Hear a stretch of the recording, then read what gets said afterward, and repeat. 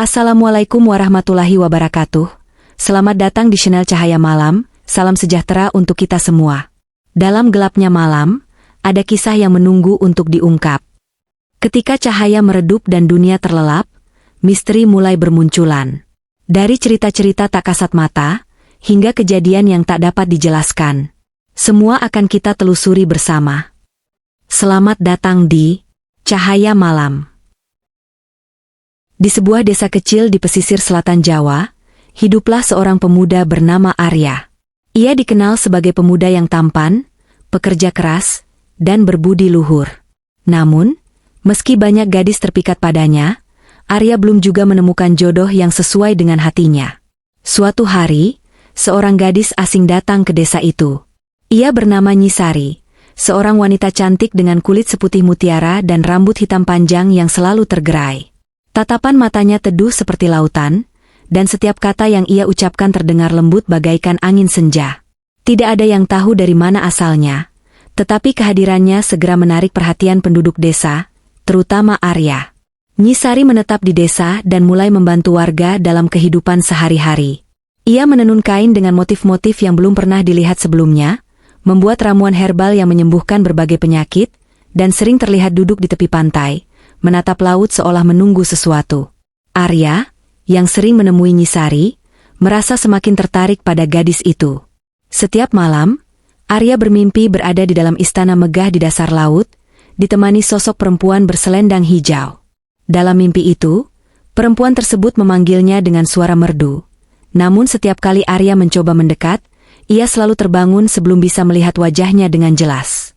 Suatu hari, Arya memberanikan diri melamar Nyisari. Gadis itu terdiam sejenak sebelum akhirnya tersenyum dan mengangguk. Namun, ia mengajukan satu syarat, Arya tidak boleh pernah bertanya tentang asal-usulnya. Cinta telah membutakan Arya, dan tanpa ragu, ia menyetujui syarat tersebut. Pernikahan mereka berlangsung meriah, dan mereka hidup bahagia. Namun, rasa penasaran Arya semakin lama semakin besar. Ia sering melihat Nyisari pergi ke pantai saat bulan purnama, berdiri lama menatap laut. Hingga suatu malam, ia diam-diam mengikutinya dan melihat pemandangan yang mengejutkan. Nyisari berjalan ke arah ombak, dan tubuhnya perlahan berubah menjadi sosok wanita berbalut kain hijau dengan aura yang begitu agung. Saat itulah Arya menyadari bahwa istrinya bukan manusia biasa, melainkan Ratu Pantai Selatan, Nyai Roro Kidul. Merasakan kehadiran suaminya, Nyai Roro Kidul menoleh. Air matanya mengalir saat ia berkata, "Kau telah melanggar janji, Arya. Kini aku harus pergi." Seketika, ombak besar datang, dan dalam sekejap, Nyai Roro Kidul menghilang ke dalam laut. Arya berlari mengejar, namun hanya menemukan selendang hijau terapung di permukaan air. Sejak saat itu, ia hidup dalam penyesalan, setiap malam duduk di tepi pantai, berharap sang istri kembali. Namun, Nyai Roro Kidul tak pernah lagi muncul di hadapannya. Legenda mengatakan, di malam-malam tertentu, jika seseorang yang benar-benar tulus menatap laut selatan, ia bisa melihat bayangan seorang wanita berbalut hijau, menari di atas ombak, menunggu cinta sejatinya kembali. Sejak kepergian Nyai Roro Kidul, Arya tak lagi sama. Setiap senja, ia duduk di tepi pantai, menatap ombak yang terus datang dan pergi, berharap keajaiban akan membawanya kembali kepada sang istri. Tubuhnya semakin kurus, wajahnya layu, tetapi hatinya tetap penuh harapan. Hingga suatu malam bulan purnama, saat angin laut berhembus lebih kencang dari biasanya, Arya mendengar suara yang begitu familiar. "Arya." Ia menoleh dan melihat sosok berbalut hijau berdiri di tengah air, tak jauh dari pantai. Itu adalah Nyai Roro Kidul, tetapi wajahnya tampak sendu. "Aku tidak bisa kembali seperti dulu," katanya lirih. "Duniaku bukan lagi duniamu, tapi aku ingin tahu, apakah kau masih mencintaiku?" Mata Arya berkaca-kaca. "Cintaku tak pernah berubah, Nyai. Aku rela melakukan apa saja untuk bersamamu lagi." Nyai Roro Kidul menatapnya lama, lalu mengulurkan tangannya. "Jika itu yang kau inginkan, datanglah padaku. Tapi ingat, ini adalah pilihan yang tidak bisa kau tarik kembali." Arya ragu sejenak, tetapi kerinduannya lebih besar dari ketakutannya. Tanpa pikir panjang, ia melangkah ke dalam air. Ombak menerjang, Tetapi ia terus maju, tangannya terulur untuk meraih tangan istrinya. Saat jemari mereka akhirnya bersentuhan, dunia di sekeliling Arya berubah. Ia tidak lagi berdiri di pantai, melainkan di sebuah istana megah di dasar laut, dikelilingi cahaya hijau kebiruan. Di sisinya, Nyai Roro Kidul tersenyum. Mulai sekarang, kau akan menjadi bagian dari duniaku, Arya. Tidak ada jalan kembali.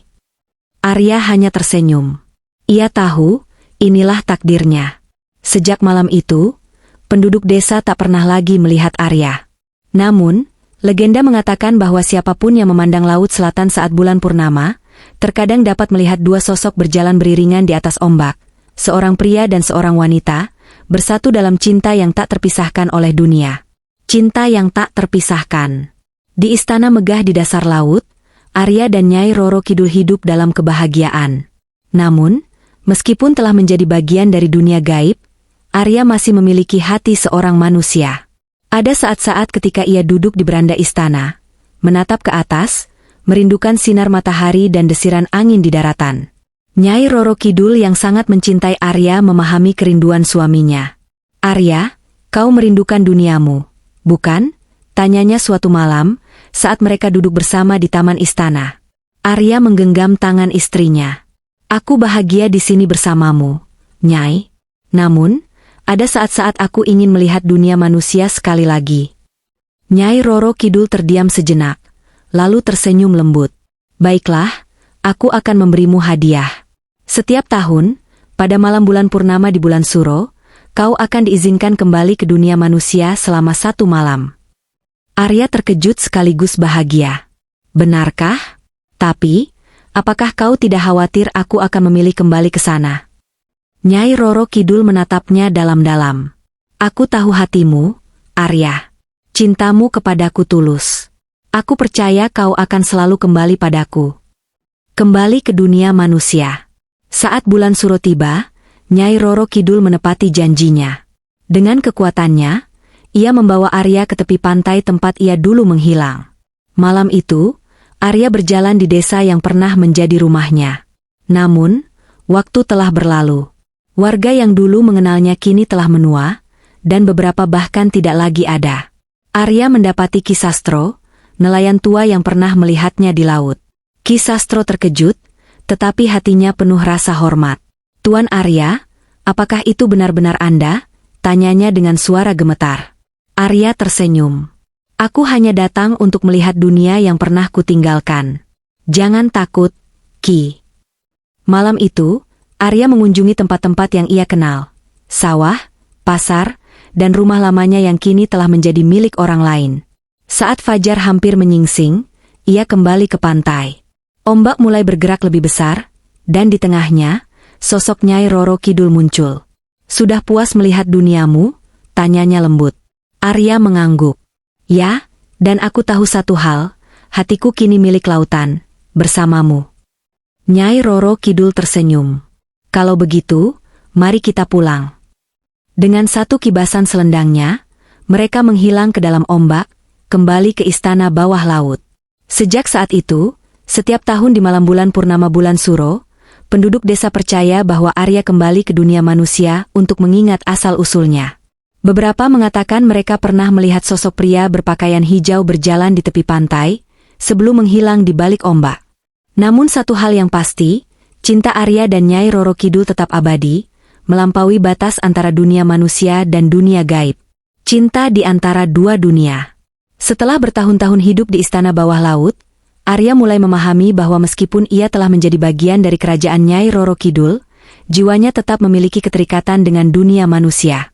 Setiap kali ia diizinkan kembali ke daratan saat bulan Suro, ia tidak hanya melihat desanya tetapi juga menyaksikan kembali ke daratan terus bergerak maju tanpa dirinya. Ia tidak hanya melihat desanya tetapi juga menyaksikan bagaimana waktu terus bergerak maju tanpa dirinya. Nyai Roro Kidul bertanya dengan suatu malam, saat mereka duduk di tepi danau di istana, di sini. Nyai Roro Kidul bertanya menggenggam tangan istrinya. Arya menatap matanya yang hijau berkilau seperti ombak. Arya menggenggam tangan istrinya, menatap matanya yang hijau berkilau seperti sesuatu untuk desaku. "Aku mencintaimu untuk dunia manusia." Tapi aku juga ingin melakukan sesuatu untuk desaku. Ia memahami perasaan manusia. Ia tahu, Nyai Roro jika Arya terus merasa terbelenggu, ia memahami perasaan maka cinta Arya. Mereka suatu saat bisa retak.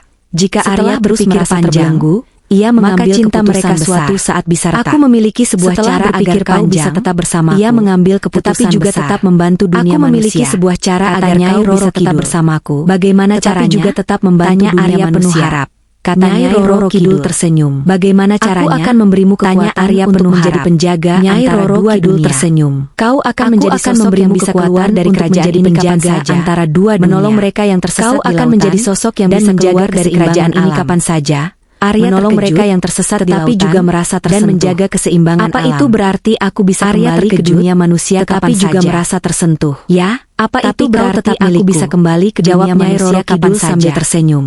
Ya, setiap kali kau ingin kembali, cukup panggil namaku di tepi lautan sambil tersenyum. Dan aku akan setiap kali kau ingin kembali, malam cukup itu panggil namaku dengan selendangnya. Dan Nyai Roro Kidul memberi Arya kekuatan baru. Malam itu, sejak saat dengan itu, selendangnya, Arya bukan lagi Nyai Roro Kidul biasa, memberi Arya kekuatan seorang baru. Penjaga lautan yang sejak bisa muncul itu, di antara dunia Arya manusia bukan lagi manusia dan dunia gaib. Tetapi sejak seorang penjaga lautan yang bisa muncul di antara dunia manusia dan dunia gaib. Sering muncul seorang pria berwajah banyak nelayan yang bercerita bahwa ketika badai besar menenangkan lautan dan muncul seorang pria berwajah tampan beberapa mengatakan ia adalah dewa menenangkan lautan dan percaya ia adalah roh pelindung. Beberapa mengatakan ia adalah mereka yang mengenal kisah beberapa percaya ia adalah roh pelindung. Sang suami dari Nyai Roro Kidul. Mereka yang mengenal kisah lama tahu ia kembali ke istana bawah laut. Sang suami dari Nyai selalu menyambutnya dengan senyuman dan pelukan kembali hangat. Ke istana bawah laut. Kau selalu kembali padaku. Nyai Roro Kidul selalu menyambutnya dengan senyuman dan pelukan karena hangat. Rumahku bukan hanya di lautan kembali atau di daratan. Rumahku adalah di sisimu. Karena rumahku bukan hanya di lautan atau di daratan, cinta mereka terus hidup. Adalah di sisimu. Bukan hanya dalam legenda. Jawab Arya. Tetapi juga dalam ombak yang selalu berbisik cinta mereka terus hidup. Pantai selatan. Bukan hanya dalam membawa kisah cinta abadi tetapi juga dalam ombak yang selalu berbisik di sepanjang pantai yang memilih mencintainya selamanya. Membawa kisah cinta abadi antara seorang berlalu lautan dan penjaga manusia cinta Arya dan Nyai Roro Kidul tetap abadi. Tahun demi Arya menjalankan tugasnya sebagai penjaga Arya dan Nyai Roro Kidul nelayan yang tersesat. Arya menjalankan tugasnya sebagai memperingatkan manusia agar membantu nelayan yang eksploitasi laut, meredam amukan sementara ombak, itu dan memperingatkan manusia tetap menjadi ratu yang bijaksana, laut, menjaga keseimbangan antara dunia gaib dan dunia manusia, tetap menjadi ratu yang bijaksana. Suatu menjaga hari, keseimbangan sebuah ancaman besar datang dari daratan. Namun, seorang saudagar kaya yang tamak berencana sebuah ancaman besar datang dari darat selatan.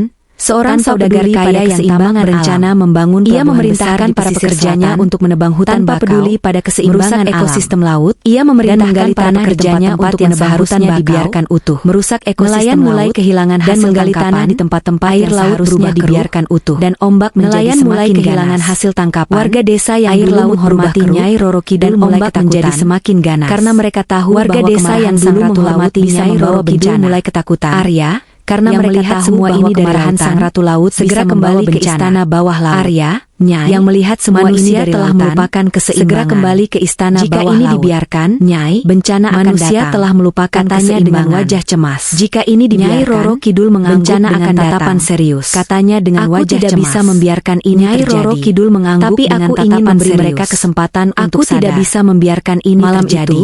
Nyai Roro Kidul memberi mereka kesempatan saudagar kaya.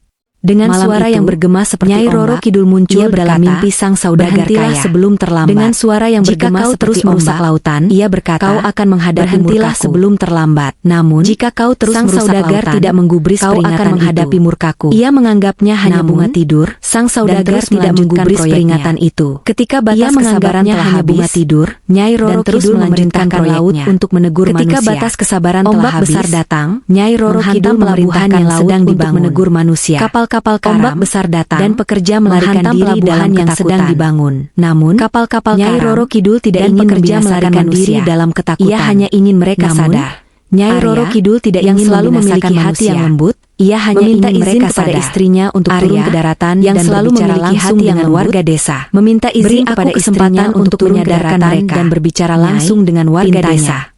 Dengan berat kesempatan untuk menyadarkan Kidul mengangguk. Nyai, pergilah, pintanya. Tapi jika mereka dengan berat hati, Nyai Roro tidak akan menahan murka laut. Pergilah.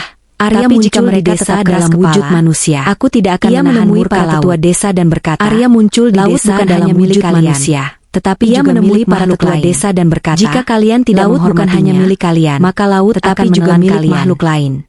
Penduduk Jika desa kalian tidak menghormatinya dan segera menghentikan maka proyek laut akan tersebut. menelan kalian. Mereka membiarkan alam Penduduk pulih, desa percaya menanam kembali dan hutan segera bakau, menghentikan proyek dan tersebut. melakukan ritual Mereka penghormatan membiarkan untuk alam memohon pulih, maaf kepada menanam Nyai Roro kembali Kidul. hutan bakau, Namun, dan melakukan sang ritual saudagar penghormatan tetap untuk keras memohon kepala. maaf kepada Nyai Pada Roro malam Kidul. berikutnya, Namun, badai datang. sang saudagar Ombak tetap besar keras menyeret kepala. kapal sang saudagar Pada ke malam tengah berikutnya, lautan. Badai saat datang. ia berjuang melawan arus, Ombak besar menyeret ia kapal melihat sang sosok saudagar wanita ke berbalut tengah hijau lautan. berdiri di atas Saat ombak. ia berjuang melawan Menatapnya arus, dengan tatapan ia tajam. melihat sosok wanita Kau tidak berbalut mau hijau mendengar, berdiri di atas maka ombak. lautan akan Menatapnya mengambilmu, dengan tatapan kata tajam. Nyai Roro Kidul. Kau tidak mau Dalam mendengar, sekejap, maka kapal lautan itu akan terbalik, mengambilmu. dan sang Kata saudagar Nyai Roro menghilang ke Kidul. dalam laut. Dalam Tanpa sekejap, pernah ditemukan kapal lagi. itu terbalik. Setelah Dan semuanya sang saudagar berakhir, menghilang ke dalam Arya laut, kembali ke sisi tanpa Nyai pernah Roro ditemukan Kidul. lagi. Aku tidak Setelah ingin semuanya manusia berakhir, lupa.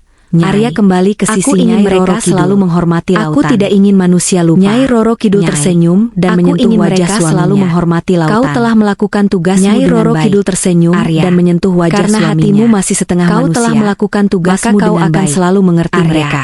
Karena Karena hatimu cintamu masih pada setengahku, manusia, kau akan maka selalu kau akan kembali. selalu mengerti mereka. Sejak saat itu, Dan karena cintamu legenda padaku, mengatakan bahwa setiap kau kali akan badai selalu besar kembali. datang, itu Sejak adalah saat peringatan itu, dari Nyai Roro legenda Kidul mengatakan dan Arya. bahwa setiap kali badai Namun, besar datang, jika seseorang itu yang adalah tersesat di peringatan lautan dari memanggil Nyai nama Roro Arya Kidul dengan dan hati Arya. yang tulus, Namun, ia akan jika datang dengan seseorang ombak yang yang tersesat tenang, di lautan membawa memanggil nama mereka Arya kembali dengan ke hati yang daratan. tulus, di antara Ia dua akan dunia, datang dengan ombak yang cinta tenang, mereka tetap abadi, membawa mereka kembali ke bagaikan daratan. ombak yang selalu Di kembali antara ke dua pantai. dunia, Tidak peduli cinta seberapa mereka jauh tetap mereka abadi. pergi, bagaikan Waktu ombak terus yang selalu berlalu, kembali ke pantai. dan legenda Nyai Tidak Roro peduli Kidul seberapa serta jauh Arya mereka semakin pergi. tersebar luas. Waktu terus berlalu, Orang-orang yang dan menghormati legenda lautan Nyai Roro selalu Kidul merasa serta aman, Arya semakin seolah-olah tersebar ada luas. kekuatan tak kasat Orang-orang mata yang melindungi menghormati mereka. lautan selalu merasa Namun, aman, bagi mereka yang seolah-olah ada serakah dan kekuatan merusak tak kasat keseimbangan, mata yang melindungi laut mereka. tidak pernah memberi Namun, ampun. Bagi di mereka dasar yang samudra, serakah dan merusak Arya keseimbangan, semakin terbiasa laut dengan tidak pernah kehidupannya memberi sebagai ampun. penjaga antara Di dasar dua dunia. samudra, Namun, Arya semakin dalam terbiasa dengan hatinya, kehidupannya ia sebagai mulai merasa penjaga ada antara sesuatu dua yang dunia. hilang. Namun, Setiap kali ia dalam kembali ke hatinya, daratan, ia mulai melihat merasa bagaimana ada sesuatu manusia yang terus hilang. berkembang. Setiap Bagaimana kali ia desa kembali ke kecilnya daratan, dulu kini telah ia menjadi melihat kota bagaimana pesisir yang manusia ramai. terus berkembang. Namun, bagaimana satu hal desa tetap kecilnya sama, dulu kini telah orang-orang menjadi selalu kota menceritakan pesisir yang tentang ramai. Nyai Roro Kidul. Namun, sang ratu satu hal lautan tetap sama, dan dirinya, orang-orang sang selalu penjaga menceritakan ombak. tentang Nyai Roro Suatu Kidul. malam, sang Saat ratu mereka lautan berdua duduk di atas dan batu dirinya, karang yang menjulang sang di dasar penjaga laut, ombak. Arya berkata, Suatu malam, saat Nyai, mereka berdua selama duduk di ini atas aku batu telah karang yang menjaga menjulang lautan di dasar untukmu, laut, tetapi Arya aku berkata, merasa ada yang kurang. Nyai, selama Nyai ini aku Roro telah Kidul menjaga lautan menatapnya untukmu, lembut, tetapi apa aku yang merasa membuat ada hatimu yang gelisah. gelisah? Arya, Nyai Roro Kidul Arya menatapnya menarik lembut. napas dalam-dalam. Apa yang membuat hatimu Aku gelisah? ingin memiliki Arya, keturunan. Aku Arya ingin menarik ada napas seseorang yang dalam-dalam. meneruskan tugas ini Aku ketika ingin kita sudah memiliki tiada. keturunan. Nyai Aku Roro ingin ada Kidul seseorang terdiam. yang meneruskan tugas ini ketika kita sudah tiada. Nyai Roro Kidul terdiam. Nyai Roro Kidul terdiam. Kau tahu bahwa aku bukan manusia, Arya. Aku adalah bagian dari lautan, dan keturunan dari dunia gaib tidak bisa hidup sepenuhnya di dunia manusia. Arya mengangguk. Tapi bukan berarti kita tidak bisa mencoba, bukan? Nyai Roro Kidul tersenyum. Ia tahu bahwa cinta Arya begitu besar, dan permintaannya bukanlah sesuatu yang mustahil bagi seorang ratu lautan. Lahirnya pewaris Laut Selatan. Beberapa bulan kemudian, terjadi fenomena aneh di Laut Selatan. Air laut bersinar kehijauan di malam hari, angin berhembus lembut, dan ombak membawa bisikan yang tidak bisa dipahami oleh manusia biasa. Di tengah istana bawah laut, Nyai Roro Kidul melahirkan seorang putri yang luar biasa. Bayi itu memiliki mata secerah laut dan rambut hitam panjang seperti ibunya. Namun, yang paling mengejutkan adalah bahwa kulitnya tidak sepenuhnya seperti manusia atau makhluk gaib. Ia bisa berubah menjadi air dan kembali menjadi wujud manusia kapan saja. Arya menggendong putrinya dengan penuh kasih sayang. Kita akan menamainya Nyi Sekar Jagat, katanya. Kelak, ia akan menjadi jembatan antara manusia dan lautan.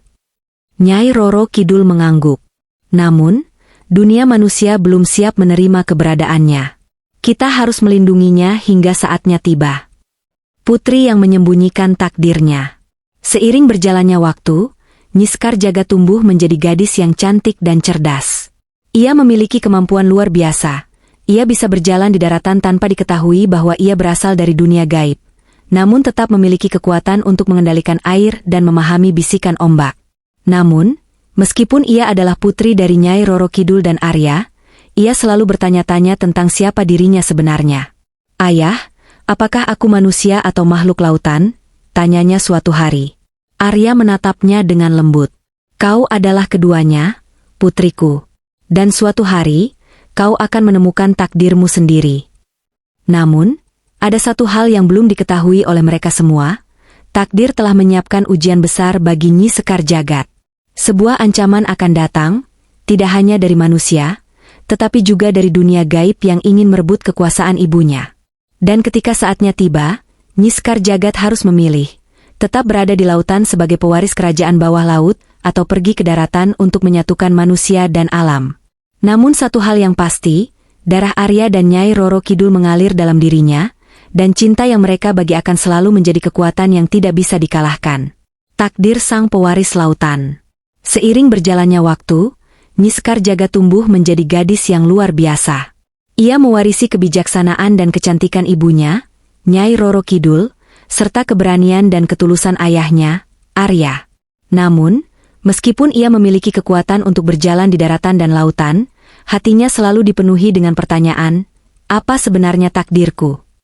Suatu malam, Nyai Roro Kidul memanggil putrinya ke ruang singgasana istana bawah laut. Ombak berbisik lembut, dan air laut berpendar kehijauan, menandakan bahwa sesuatu yang penting akan terjadi. Sekar, sudah waktunya kau mengetahui asal-usulmu, kata Nyai Roro Kidul dengan suara lembut namun penuh wibawa. Dunia ini tidak hanya terdiri dari manusia dan lautan. Ada kekuatan lain yang selama ini mengintai, menunggu saat yang tepat untuk merebut kekuasaanku. Arya, yang berdiri di sisi istrinya, menatap putrinya dengan penuh kebanggaan. Kami telah melindungimu sejak kau lahir, karena kami tahu bahwa suatu hari nanti, kau akan menghadapi ujian besar. Sekar Jagad menatap orang tuanya dengan bingung. Ujian apa yang kalian maksud? Nyai Roro Kidul menghela napas panjang. Ada makhluk dari dunia gaib, penguasa gelombang hitam, yang iri dengan kekuasaanku. Ia telah lama bersembunyi, menunggu saat untuk merebut lautan ini. Dan aku khawatir, ia telah mengetahui keberadaanmu. Sekar Jagad menggigit bibirnya. Lalu, apa yang harus aku lakukan? Kau harus pergi ke daratan, kata Arya. Di sana, kau akan menemukan jawaban yang kau cari. Kau harus memahami manusia, melihat bagaimana mereka hidup, dan mencari kekuatan yang bisa menyatukan dua dunia. Tapi bagaimana jika aku tidak ingin meninggalkan kalian? Suara Sekar bergetar. Nyai Roro Kidul tersenyum, menyentuh wajah putrinya dengan lembut. Cinta tidak akan memisahkan kita, Nak. Kau akan selalu bisa kembali. Tapi ini adalah perjalanan yang harus kau tempuh sendiri. Sekar menatap ke lautan yang luas, hatinya dipenuhi kebimbangan. Namun, jauh di dalam lubuk hatinya, ia tahu bahwa ini adalah langkah pertama menuju takdirnya. Perjalanan ke daratan. Dengan selendang hijau pemberian ibunya, Nyi Sekar Jagad berjalan ke pantai saat fajar menyingsing. Ketika kakinya menyentuh pasir, tubuhnya berubah sepenuhnya menjadi manusia.